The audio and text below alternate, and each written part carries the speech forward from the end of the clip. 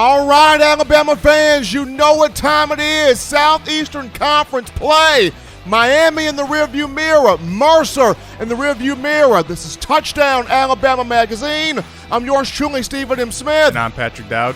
And folks, as always, we're going to get into the updates on the show. Updating you last to the minute things that you need to know about your Crimson Tide prior to it taking on Florida in the Swamp, Ben Hill Griffin Stadium on Saturday, 2:30 p.m. Central Time. CBS will have the kickoff. First and foremost, Pat, we got Will Anderson here, sophomore outside linebacker for the Crimson Tide. Had an injury against Mercer on last week, left the game in the second half. People thought it was bad. People thought it was really bad, but he walked off the field under his own power. Coach Saban talked about it. The team doctors checked his knee. The team very encouraged by how much he's progressed at this point. And Coach Saban mentioned today in the SEC Coaches Teleconference that Anderson practiced on Tuesday after they gave him Monday off. He's listed still day-to-day and questionable, but a good practice today, we could see him on Saturday. I mean, we could be. It's definitely encouraging that Alabama's medical staff is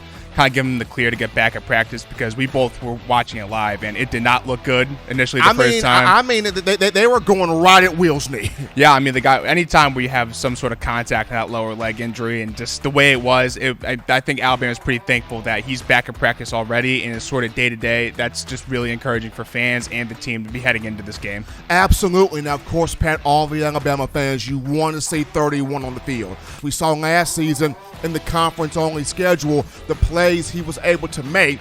But while you want to see him out there, if he doesn't go out there, you're looking at Chris Braswell and Drew Sanders, two guys who are 5-stars. They both came with Anderson in the 2020 class. Braswell and Sanders, they both have potential. They both have tools. They both can play well. Will be interesting to see how Anderson looks today at practice as he looks to make sure of himself he can be out here for the matchup against Florida. Yeah, and I think Alabama would definitely prefer that Anderson's ready to go. I mean, no doubt about because, that. I mean, we all know the stars, everything next to Chris Braswell, or even Dallas Turner, the freshman who could possibly be seeing some playing time too. But I know when we were talking about when Alabama had to replace Christopher Allen with Drew Sanders or a combination of all three, now things are – this is not an ideal situation to have so much youth at a very important position for Alabama, especially when conference plays beginning against a team like Florida. So I'm sure Alabama hopes that Will Anderson will be ready to go so they don't have to play so much youth and stretch themselves thin come conference play.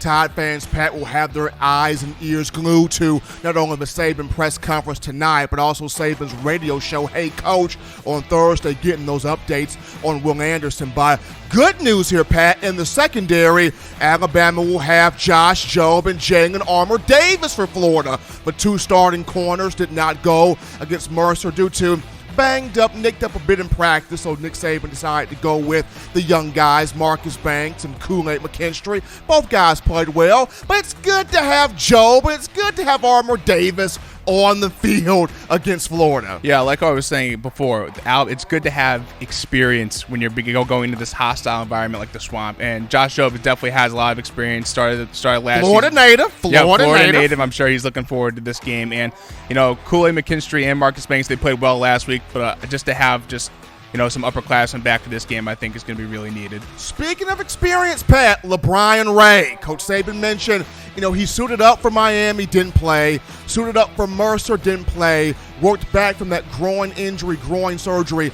At what point can we finally see him on the field? Because this is a talented defensive lineman, 5-star in the 2017 class from James Clemens High School in Madison, Alabama, just north or northeast of where we are here in Birmingham. But a guy that's been through so many injuries in his career, whether it's been knee, whether it's been ankle, whether it's been elbow, whether it's been groin, the injuries have just found LeBron Ray in some way, shape, or form. Only one really healthy year in his tenure. That was 2018, his sophomore year. At what point can we finally see him on the field? I mean, it feels like we've been waiting for 7 years for LeBron Ray to hit the field. I mean, when he did play a few years back, he was really effective for Alabama, but just the nagging injuries and everything like that kept him off the field. And now Alabama's really fortunate that they've had really great depth along the defensive line, and to have someone back like LeBron Ray, he doesn't have to be the superstar defensive lineman. If he can just come in and make an impact, give a guy a rest or anything like that,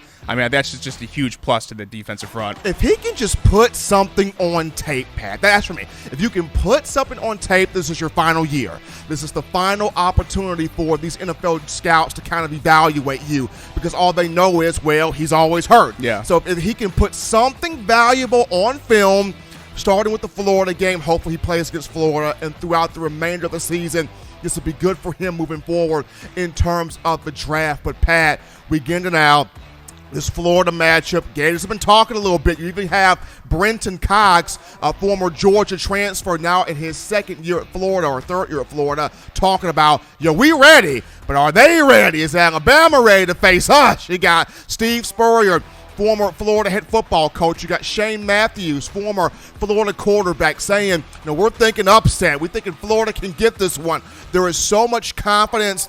There is so much juice. There is so much excitement going down there in Gainesville. And part of that is, offensively, they got the two quarterback system with Emory Jones and Anthony Richardson, the freshman. But the freshman, Richardson, he provides some pop down there. I mean, whenever he goes on the field, it seems like you got to be ready for a 70-yard play.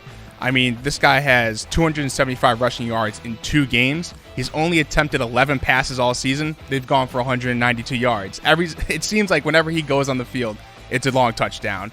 And I mean, when you really break it down, look at this team. This is a much more traditional Dan Mullen offense. I mean, we look back to guys like Nick Fitzgerald and Dak Prescott. They had quarterbacks back there who could run the football, make plays with their legs, and still make the passes that needed to move the ball down the field.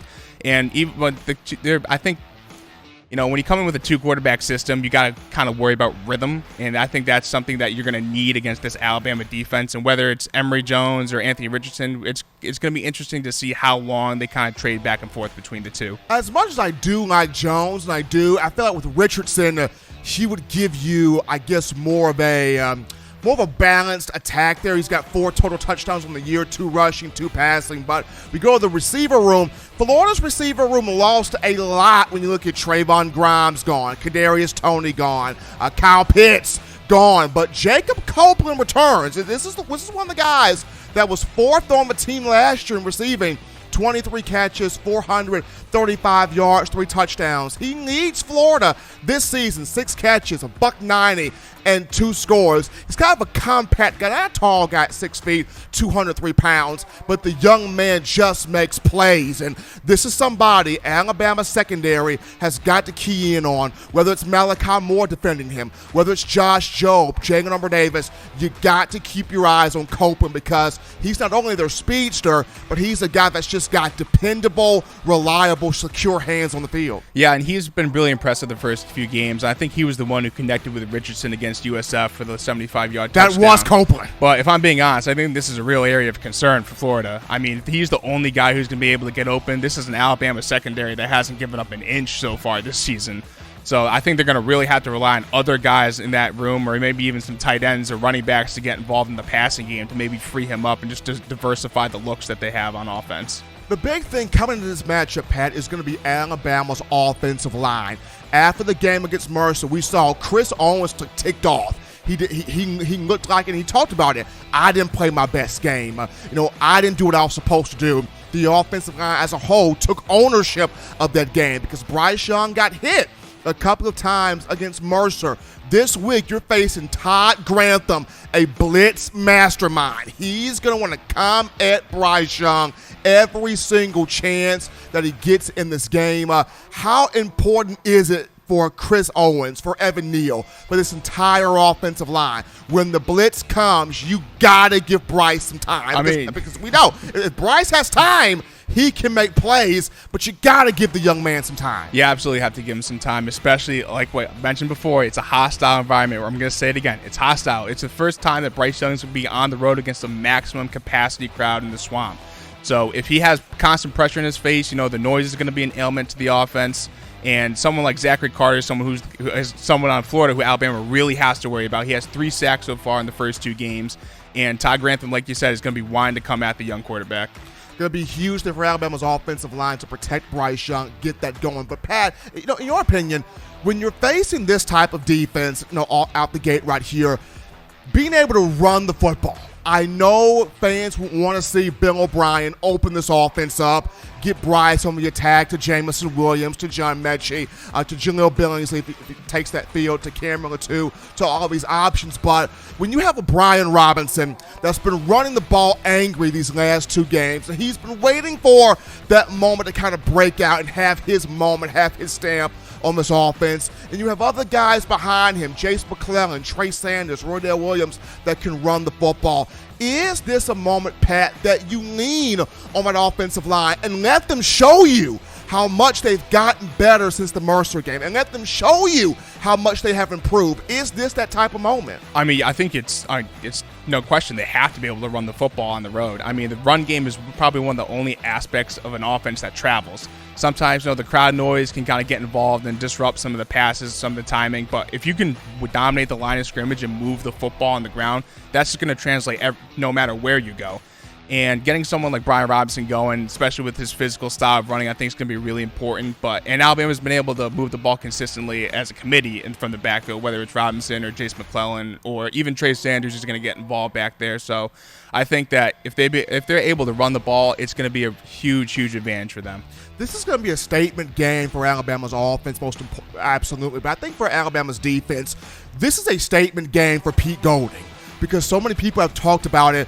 Golden gave up 46 points to Florida last year, and Golden gave up 48 points to Ole Miss last year. So if Pete Golding, if he really want to get the love of the fans, he got to go out there and do something in this matchup with Florida on the road. So this is a big statement situation for Golding as the play caller, and facing 2 athletic quarterbacks. What do you want to see, Pat, from this defense, especially the front 7? Well, I mean, the front, they have to stop the run. They have to stop the run. Like I just said, the Alabama's going to need to run the ball. Florida's going to need to move it on this defensive front, because if they want any hope to move the ball through the air, they got to move it. They have to move it on the ground. Emory Jones has had a little bit of a turnover issue through the air. He's got 4 picks through 2 games. 2 games, and 2 of them were really bad against UCF, where they fooled them in coverage. So they have to be able to run it against Alabama if they want a chance. But if people remember in the last season when Pete Golding's defense faced Florida, they played pretty decent for the first quarter and a half, and this is not the same passing attack that Florida had a season ago. So Alabama's played very well defensively, especially when stopping the run and the pass so far this year. So it's going to be really interesting to see what happens up front in the first SEC game. Adding on, Pat, to what you just said, going back to that championship game last year, the Alabama defense did have 5 sacks. Yeah. It did have 5 sacks, 2 by Christian Harris, 2 by Will Anderson, including the game-clinching sack by Christian Harris. And Alabama also forced 2 turnovers, so it wasn't like Pete Golding didn't do anything. The Alabama defense did do something out there on the field against the Gators in Atlanta. But as we just look at some guys, Pat, that it's another game where we can pick out some guys that we want to see big things from in this matchup. It's going to be crazy. It's going to be hostile. The house that Tim Tebow built, as some people may call it, the house that Steve Spurrier built, as other folks may call it. But this matchup at Ben Hill Griffin Stadium, Pat, who are the Bama guys that you're saying got to turn it on now? Because now this is the push for the SEC title. This is the push to get into that college football playoff. It starts this week. Who are the guys you're looking forward to put on the show? Bryce Young. I mean, it's his first road start. I mean, if he has a big game here, this may solidify him as a Heisman front runner. That's a good point. So, and it's just the environment, how he handles it, and even someone like John Mechie, it'll be interesting to see how he responds, because he was talking on Tuesday when the players' press conferences about how he really hasn't had a road game experience in the SEC. His first year starting was the COVID year, and they couldn't have full stadiums that last season. So I'm just really interested to see how Bryce Young steps up to the table in this game. I have 2, and the first one I go with, I know I've been saying a lot, but I'm going to go with JoJo Earl here. And the reason I'm saying Earl in this part is, love Earl. I do. I'm saying this. Every freshman receiver of the Nick Saban era, you go back to 2008 with Julio Jones, they've had that moment in an SEC game where they unveil themselves to the world, and the people go, who in the world is that? Where did Nick Saban get him from? 2008, Julio Jones did it in the blackout game against Georgia. Folks were like, who is this physical freak of nature? Because he had a big game. Then 2012, we saw it with Amari Cooper against Ole Miss, against Tennessee. But then the SEC championship game happened against Georgia, where he took the ball away from Bakari Rambo, the safety, where he had the huge touchdown catch there from A.J. McCarron. And people were like, this Cooper kid is going to be really good for years to come. And in 2015, Calvin Ridley in the reigning monsoon game in Athens. 5 catches, $120, 45-yard touchdown from Jacob Coker. Folks were like, this Ridley kid is sick. And it continued with Judy, Ruggs, Smith, Waddle. Here's a moment for JoJo Earl to say, Nick Saban has another freshman in the chamber. Here I am. I'm announcing myself to the world. So keep your eyes on that kid. And then defensively, give me Josh Jobe in this game defensively. Locked up man-on-man, Florida guy. Here is a shot where all eyes on him. A potential first-round draft stock here. Keep your eyes on Josh Jobe, matched up on the island. How does he play in this matchup against a big-time team when you look at Florida? Yeah, I mean, it's going to be very important for him to keep his contain on the outside as well with these run plays, which is why I'm really looking forward to see what Drew Sanders, or if Will Anderson's able to go, or Chris Braswell, what they're able to do is keeping the edge on the outside, because they can't let someone like Richardson or Emory Jones get around them and lose contain, because that's how they get burned on some of these quarterback scrambles like we've seen previously with USF. I think that's what led to Anthony Richardson running all over them that game. So it's going to be really important for Alabama to really hold the edge, force everything back inside, and have Henry Toto and Christian Harris lay some hits on these guys. Now, of course, we all know, Pat, that Nick Saban cares nothing about point spreads. He No. cares absolutely nothing about point spreads. But the people in Vegas do, because they make money, and we do because it's interesting and it's intriguing. So what was the point spread this week for Alabama, Florida? It's 14.5 on the, and that's pretty big for a road game, especially when it's a 1 versus 11 team. But I mean, I think Alabama actually does cover that, because I don't think Florida has enough firepower offensively to be able to hang around in this game. I think Bama covers this for one reason. Nick Saban got on everybody's butt this week. When Nick Saban gets on your butt, and then you get the leadership players getting on your butt, and then you have your quarterback, who's a sophomore, and Bryce Young, say, nobody was happy with what we put on tape against Mercer. Bama definitely covers, because everybody is full-on prepared for this matchup against Florida. But, folks, as always, you want to check out the Alabama-Florida game this weekend. CBS will have the call, 2:30 p.m. Central Time, from Ben Hill Griffin Stadium, the Swamp in Gainesville, Florida. For all of us here at Touchdown Alabama Magazine, I'm yours truly, Stephen M. Smith. And I'm Patrick Dowd. And you know what it is, baby. We'll check you guys next week.